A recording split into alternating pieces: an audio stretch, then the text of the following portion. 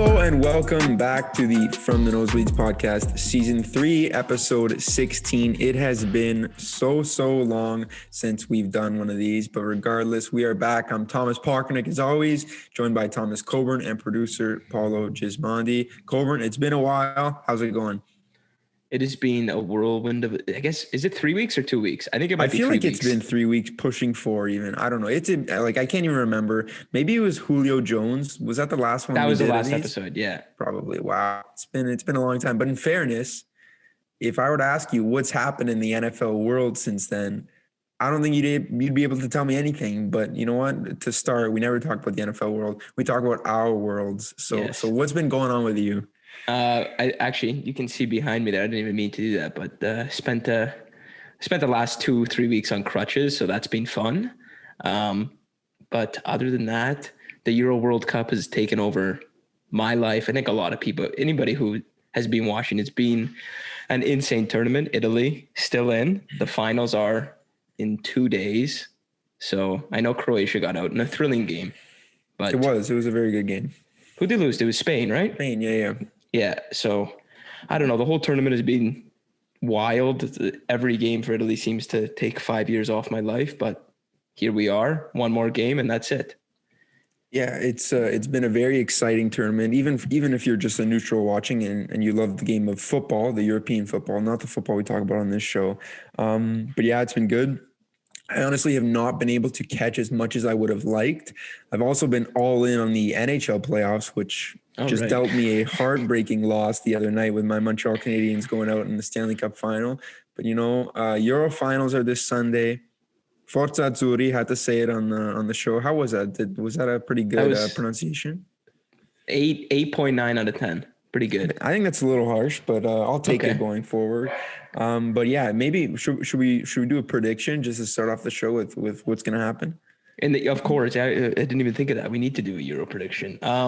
I'll go first. I think extra time, 2-1 Italy. Oh, the drama. They're going to score in extra time. Yeah. I was just going to say 2-1 Italy in regular time. I think it's written in the stars. I really do. I mean, you could argue that for England, though. They're playing at home. It's coming home, potentially. Hopefully not. But I've just never really bought in to them. And I'm more of an English soccer fan. I follow the Premier League. But I don't know. It's just maybe on paper they have some good players. But I don't know. We'll see. You're not a fan of Gareth Southgate, are you? Not really. But hey, you know what? I don't have a European football or a soccer podcast, as we say here. So I'm not as much of an expert as I am on the NFL. Not like I'm an expert on the NFL or anything. Most of the stuff we say on this show comes back to haunt us. But we got to talk about some football today. Like we said before, not a whole lot going on in the NFL world.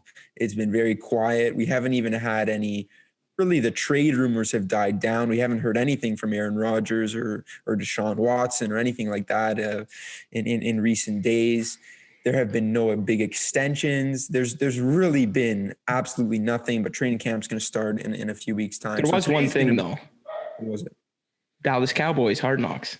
That's the one thing. That was the one piece of news. So the Dallas Cowboys are going to be on Hard Knocks this year, which, I mean, I don't think you can complain. There's got to be something.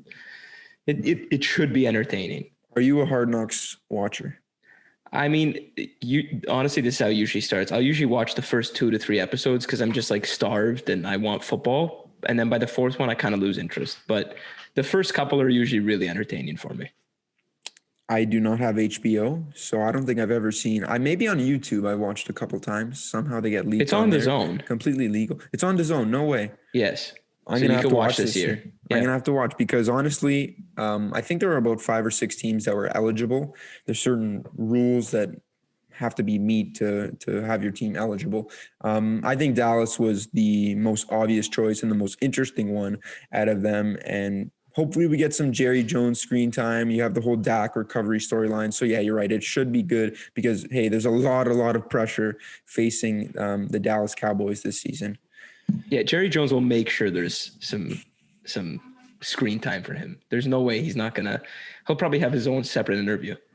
I don't know. It's unlike Jerry Jones to make it about himself. That's So, very true. Yeah, he's all about the team, that guy. Yeah, but all before about we the go team. on, I mentioned to you before we started recording, there's a shout out today. Yeah, and I have no idea who it is, so I'm just gonna brace myself for this. So in his words, it is his 35th annual 39th birthday today. NFL legend, one of the greatest running backs of all time, O.J. Simpson. Happy birthday, O.J. Simpson. Hey, he's an NFL legend, is he not? I guess so. He's one of the greatest running backs ever. So there you go. What a way to start the show. Happy is he birthday, the real there you Juice go. or is it Jarvis Landry? It's Jarvis Simpson. Landry. As someone who owns not. a Jarvis Landry jersey, I'm gonna go with Jarvis Landry. But anyway, let's get into the show today. Finally, today's gonna be the bold prediction show. I mentioned earlier, it's a couple weeks before training camp. This is generally the time where predictions start to really come out in the media. And what better way to just do some bold predictions? I think we're doing 5 each. I have no idea what you have.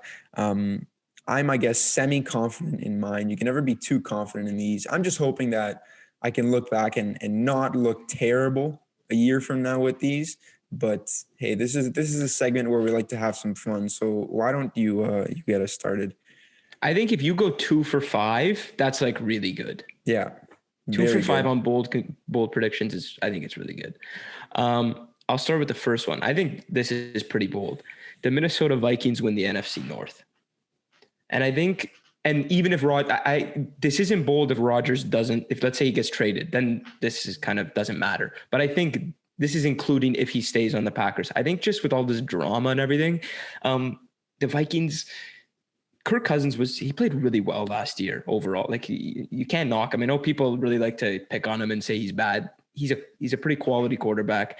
Their defense has to be better than it was last year. You have Justin Jefferson in year 2 now with their offense. Obviously, you still have Adam Thielen, Dalvin Cook. I think their offense is going to be explosive, and I think that defense is going to be much better than it was last year. And they always play the Packers tough, which is important when you're going to win the division. I think they're flying under the radar, especially with all the commotion that's going on in Green Bay. You know what? I actually really like that pick. I mean, the Packers roster hasn't changed much from last year. I, for one, don't think Aaron Rodgers is going to get traded, but you have to think all this drama is going to at least create a little bit of a divide. We already have this weird storyline going on where Derek Carr is recruiting Devontae Adams to the Raiders. And who knows? I honestly believe, I like what you said about Kirk Cousins. I think if anyone not named Kirk Cousins put up the stats and put up the performances that he did last year, they get a lot more credit for some reason. Maybe it's the contract that he got a couple of years ago. Maybe it's because the Vikings haven't been to a Super Bowl since they signed him, whereas they were pretty close with Case Keenum before. He just tends to get a lot of hate. Their defense is pretty much like an entirely different unit going into next season. Danielle Hunter should be back. They upgraded the front seven, and they got Patrick Peterson in. So it is, I guess, pretty exciting. You should be optimistic if you're a Vikings fan.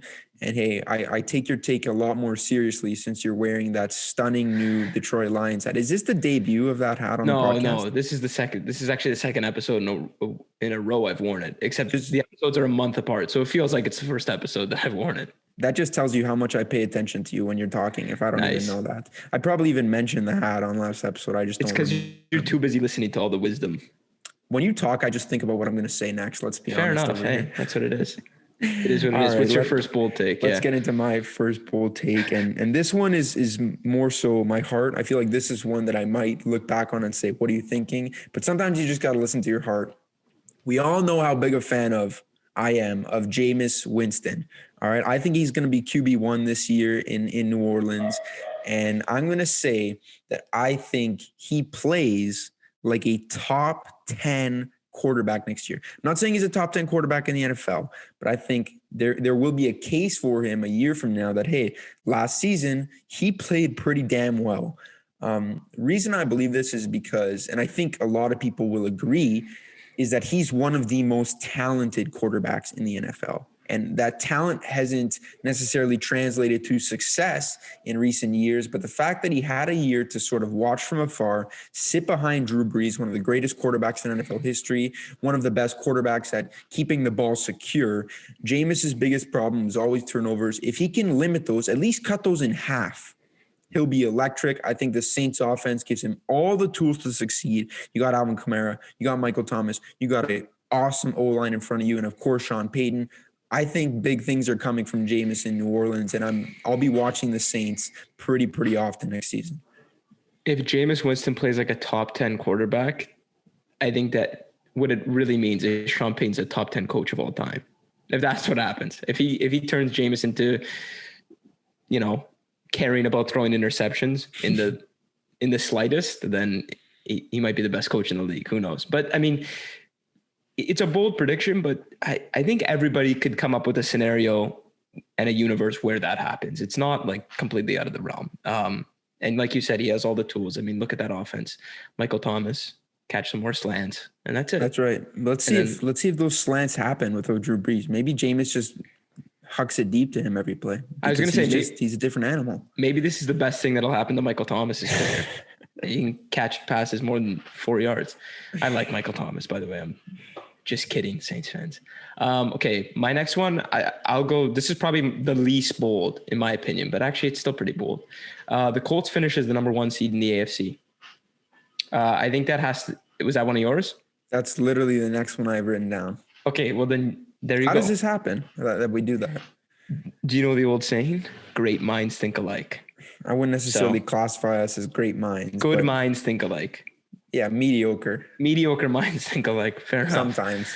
I think this just has, there's a couple factors. I think the Chargers are going to be much better. So I think that's going to affect the Chiefs record as the only other team that I think is going to really challenge for the 1 seed. Maybe the Bills, but I don't think so. And I look at the division. We talked about the Titans getting Julio Jones. I think that makes them better, but I still think the Colts are the better out of those two teams. And then I think the Jaguars and who am I missing here? Oh, the Texans. There you go. It's a weak division. I like their chances. I think Wentz has a huge season. So those are all the reasons I need to give them that chance of a number 1 seed. Yeah, you got to think the AFC North is probably going to beat each other up pretty good. I think the Bengals aren't going to be a pushover anymore. They'll probably win a couple games in that division. And one thing I want to talk about is the Bills, because you said, the Bills might have a shot for the number 1. I think the Bills are a very good team. Josh Allen was awesome last year. Top 5 quarterback in the NFL right now. I honestly believe if he can keep up that play. But I think a lot of us forget that the Bills were only a game up on the Dolphins pretty much going into the last week of the season a year ago. The Dolphins, I think, got better. The Patriots got much better, like a lot better. And the Bills, yeah, maybe they improved a couple areas here and there, but they didn't have some complete overhaul in certain areas like I think the Dolphins did and the Patriots did. So I wouldn't count out, I don't think the Bills are a lock to even win the AFC East. I think they're a very good team, one of the better teams in the NFL. And understandably, they have the best odds to win that division. But I don't know if they're necessarily a lock like many people believe them to be. That's another reason why I think it's sort of the Colts have this opportunity to vault up to the 1 seed. And like you said, the Chiefs might have a tough time as well with the Chargers. So, hey, great minds think alike, as you said earlier. I had that written down as my number 2. I guess we don't need to waste any more time on that. And I'll just jump into it. Well, quick shout out, by the way, because it's the Colts to producer Paolo Gismondi. It's his team. It's his favorite team. Yeah, there you go. There you go. All right, I'll get into I guess I'll do my third one now, or do you want to go back with your third one? The order's kind of getting messed up over here. You can go, because it didn't count really. So kind of. I'm gracious, yeah. Alrighty, Saquon Barkley. He had a tough start to the season, tore his ACL, and I think week 2 or 3 last year. I think he's going to come back with a bang. He's my guy to win comeback player of the year right now. I know a lot of people are going to pick Dak Prescott. That's an understandable pick. Joe Burrow as well.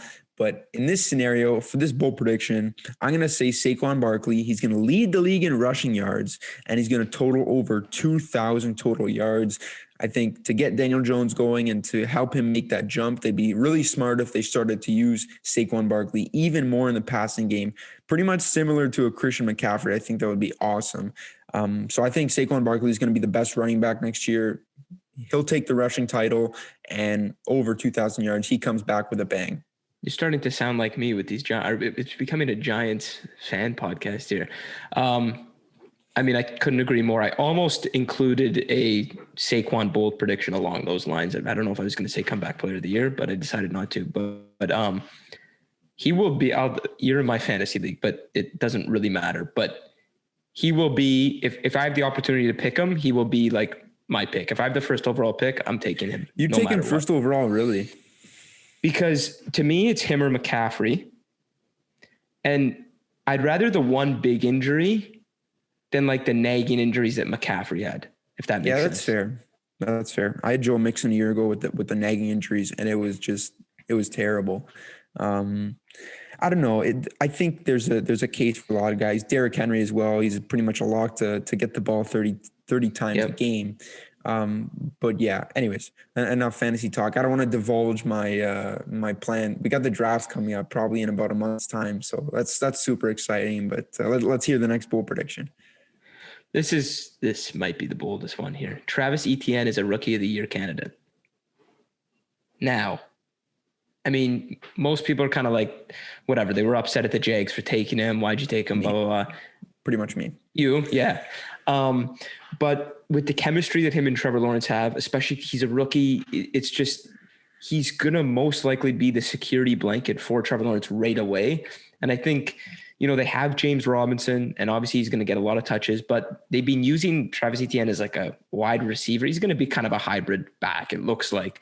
And I think there's potential here that the Jaguars are like, they're not going to be great this year. They're maybe a 5-6 win team, and it's just no pressure going out there and just like playing his game, whether that's in the slot or, taking handoffs. I think there's potential. I think it is my boldest prediction that he kind of flies under the radar. Nobody really expected him to do anything. And then boom, all of a sudden he's had one of the best rookie campaigns of the year. I think he's a very exciting player. The reason I was so upset with the pick is because I saw the Jaguars as like the blueprint on how to run your running back position. You just landed an undrafted gem that ran for over 1,000 yards in his rookie season. And it's like, perfect. You have the running back position figured out for at least the next 4 years. And then they go and they draft a running back first round. Now, I read after the draft that Urban Meyer was enamored in the wide receiver out of Florida, Kadarius Toney, that the Giants ended up taking a couple picks before. So essentially what I believe is he just wanted an athlete that he could sort of use in a way that he envisioned Kadarius Toney being used in that offense. And he went with Travis Etienne. The chemistry, obviously, like you mentioned, with Trevor Lawrence. So it'll be interesting to see how they use him. Maybe he can have an Alvin Kamara type impact where, if you remember early on in Alvin Kamara's career, Mark Ingram was there. He wasn't getting a ton of carries, but when he did get the ball, he was very effective. I think he averaged like 6 or almost 7 yards per carry as a rookie or either in his second year. And he was given the ball a ton in the passing game.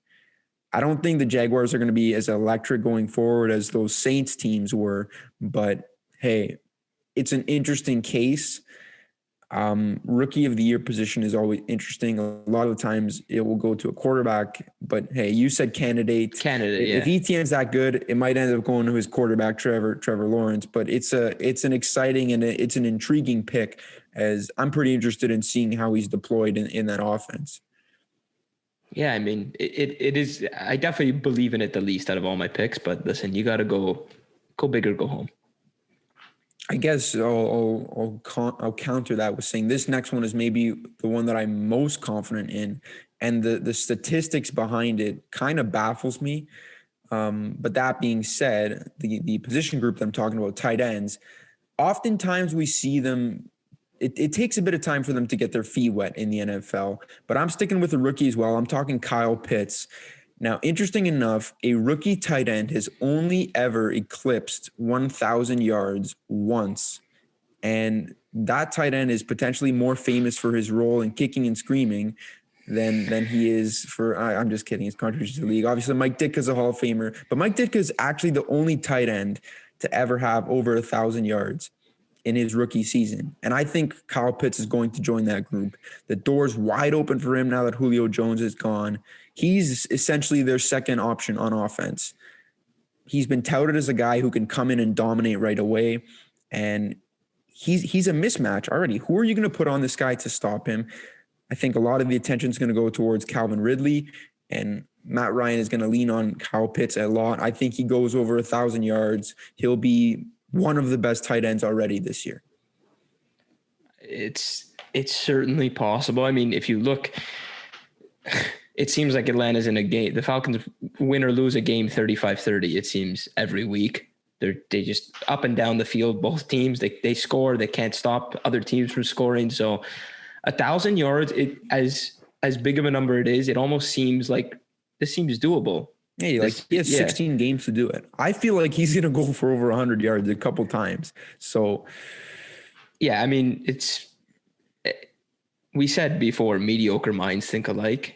Well, this is kind of mediocre minds thinking alike, because my next one is Calvin Ridley leads the NFL in receiving yards. So we're both on the Falcons here. There we go. You mentioned Calvin Ridley's going to get a lot of attention. I agree, but I don't know. I'm a big believer in him. And now that Julio's gone, I think, that takes, there's not the attention that Julio, commanded, but Kyle Pitts is now there. And if he turns out to be your 1,000-yard guy, well, he's going to be certainly commanding a lot of attention and a couple double teams. So listen, Calvin Ridley might have the same opportunity to succeed as he has in the last couple of years. But with Julio not there, I think there's a real opportunity. I mentioned earlier, their defense seems to not be able to stop anybody. Matt Ryan, people kind of seem to be writing him off like he's done. I think he's still got a couple good years left. I don't know why. I don't know. Some people are just throwing him aside. But yeah, I really like Calvin Ridley this year to lead the NFL in receiving yards. I guess I'll use this as a comparison to that situation. When Antonio Brown and Juju Smith-Schuster were in Pittsburgh together and AB left, there was this whole argument that, Juju's not ready to be a wide receiver one. Now he's going to have all the attention on him. Now he's going to have the number one corner. Two things. One, I think Calvin Ridley's a much better receiver than Juju Smith-Schuster is. And also, Julio Jones spent so much time on the sidelines last year that Calvin Ridley already knows what it's like to have all the attention on him. So he proved to all of us that he can still get it done, being the number one guy, with the number one corner on him, with the game plan, the defensive game plan, pretty much keying on him. He can still get results. And that's why I do like this pick. I think if Kyle Pitts is the number one tight end, it might be hard for Calvin Ridley to necessarily lead the league in receiving yards, but I definitely see at least one of ours happening with this scenario, and who knows, maybe even both if the Falcons are in those 35 to 30 games like you mentioned. So big fan of that one. There you go. We're all in on the Falcons this year on personal stats. Yeah. Not I guess wins. No, don't even tell me what the number is. I'll pick the under. Wait, so have you said all five? No, I have one left. Okay, good. Okay. And I saved my biggest one for the end, and that has to do with the Super Bowl. Why not pick the Super Bowl winner with your bold predictions? This team made one move in particular that really won me over, and I think the Los Angeles Rams are going to win the Super Bowl. That's my bold take. Obviously, I think the Chiefs are the favorites, rightfully so. They were the best team last season up until the final game, and that's why they didn't take home the Super Bowl. But I genuinely still believe that they were the best team. The Bucs, I'd put them right at number 2 in terms of Super Bowl favorites, just because they retained every single player from that roster, and it's a pretty loaded roster. But you know what? I think we have to look beyond the front runners. How often do we see the two teams that met in the Super Bowl meet again the following year? It doesn't happen very often. So I think the Rams, they got Matthew Stafford in. Sean McVay can finally just let loose with his playbook and his offensive mind. They have a ton of great weapons around him. Cam Akers, look for him to have a huge year too. And of course, on defense, I know they're not as deep as they were a year before, but when you have Aaron Donald and Jalen Ramsey, probably the best defensive player of the year in the entire NFL, and maybe the best corner in the NFL, you're a hard team to beat every single week. I can't hate that pick at all. I mean, it would tear my heart apart seeing Stafford win a Super Bowl. I don't know. I think you would be I don't know happy what for I would him. think. Maybe I would, but knowing me, I might not. Like you said, though, yeah, the only question mark really there is the defense. I mean, you lose your coordinator, you lose a couple pieces there. Who knows? Nobody really knows how it's going to hold up to last year.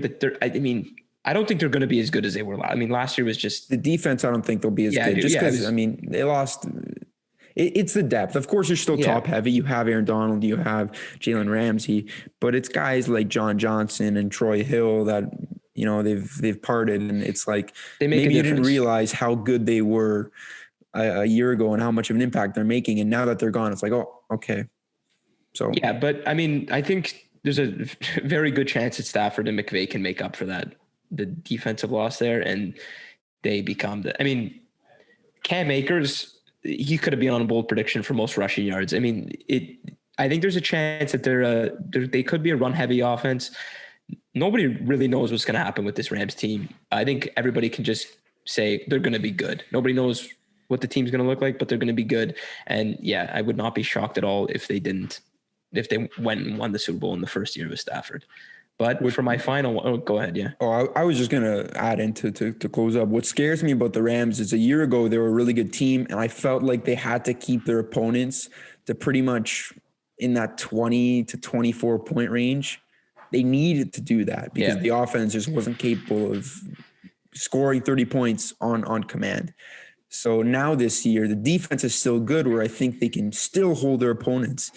And I see this offense being capable of just exploding every week. So that's my reasoning behind it, and I'll let you close out now. All right. Well, we'll keep it in the NFC West. We'll move from the Rams to the Cardinals. Cliff Kingsbury is fired before the end of the season. Now, he was kind of the Wonder Boy coach 2 years ago. I guess he took over the job 2 years ago, right? Yeah. Yeah.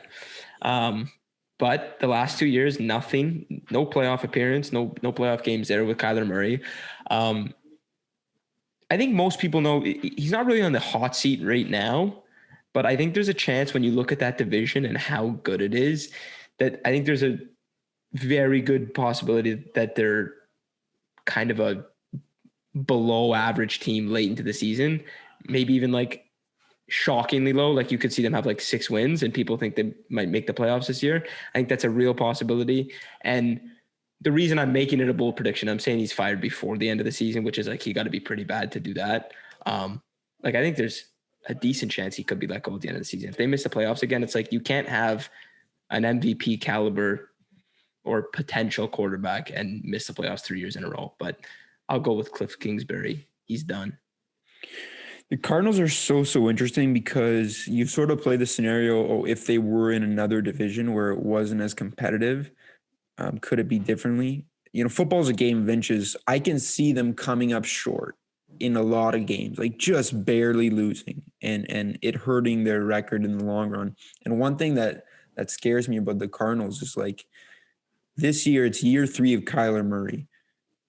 Is this like their absolute ceiling in terms of how good they're going to be? Like, are they ever going to be as good as the best teams in the NFL? I don't know. And I don't know if under Cliff Kingsbury, they can get there. I think it's been a little disappointing so far. His stint in Arizona, there was a lot of promise early on. The offense looks pretty good. They got unlucky late in a few games last year, but they absolutely should have been in the playoffs a year ago. Like the fact that the Chicago Bears got into the playoffs over them was disappointing for me. I just think that the Cardinals were absolutely the better team, and they just did not get it done enough to get there. So we'll see. Kingsbury, I've been reading a lot of people are starting to turn on him. I know that. And it'll turn how the media is too. looking. It will turn quickly, especially in an ultra competitive division like that, because the moves that the Cardinals made this year, the expectation in the fan base, I think in a lot of the media is that they make the playoffs with the moves, adding JJ Watt, AJ Green, second year of Isaiah Simmons, second year of DeAndre Hopkins and Kyler Murray. I think they need to make the playoffs this year. Yeah, I mean, also I said he's going to get fired, but you could talk yourself into them winning the division. That's how like competitive and how they have a high ceiling. You think, right? Like it's like Pretty okay, high they could win the ceiling, division, but I don't know. I'm leaning towards it's not going to happen this year for them. Listen, I know it's possible for 4 teams in one division to make the playoffs with the new, they added an extra team and everything. And that rule's really grown on me. And yeah, it's possible for all 4 of these teams to make the playoffs in 1 year. You have to think similar to what happened with San Francisco a year ago. Injuries play a factor, subpar quarterback play in certain weeks, a couple of bounces not going your way. You have to think one of these 4 teams is going to fall and going to struggle this season.